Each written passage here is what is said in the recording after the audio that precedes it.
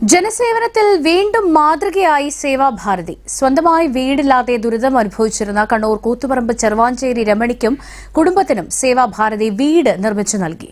C Sadanandan master MP വീടിന്റെ താക്കോൽ ദാനം നിർവഹിച്ചു. പാട്യം സേവാഭാരതി മുൻ പ്രസിഡന്റ് കെ ശശിധരന്റെ നേതൃത്വത്തിലായിരുന്നു വീടിന്റെ നിർമ്മാണ പ്രവർത്തനങ്ങൾ.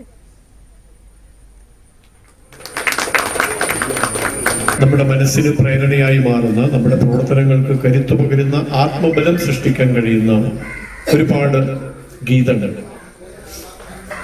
അതിലൊന്ന് പ്രകാശഗോപുരങ്ങളായി പഥപ്രദർശകങ്ങളായി പിറന്നിടുന്നതെങ്ങതെ പ്രഭാവപൂർണ ശാഖകൾ എന്നതാണ്. പ്രകാശഗോപുരം പോലെ ചുറ്റിലും പ്രകാശം പരത്താൻ കഴിയുന്ന, അന്ധകാരം നിറഞ്ഞ സാഹചര്യത്തിൽ എങ്ങനെയാണോ പ്രകാശ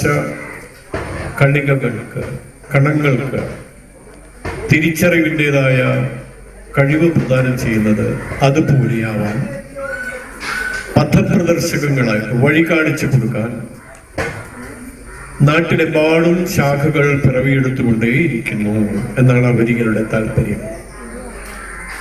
1925 രാഷ്ട്രീയ സ്വയംസേവക സംഘം എന്ന മഹാപ്രസ്ഥാനം ഭാരതത്തിൽ പ്രവർത്തനം ആരംഭിച്ചു.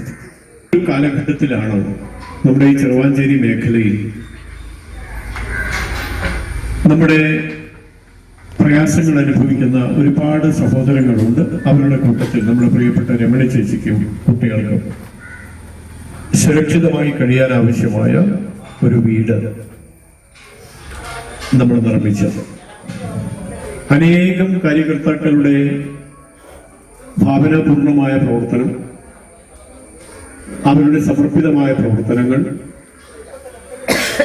നമ്മുടെ ബന്ധുജനങ്ങളെ മുഴുവൻ അതിനോട് ചേർത്തു നിർത്തിക്കൊണ്ട് എല്ലാവരുടെയും സഹകരണം തേടിക്കൊണ്ട്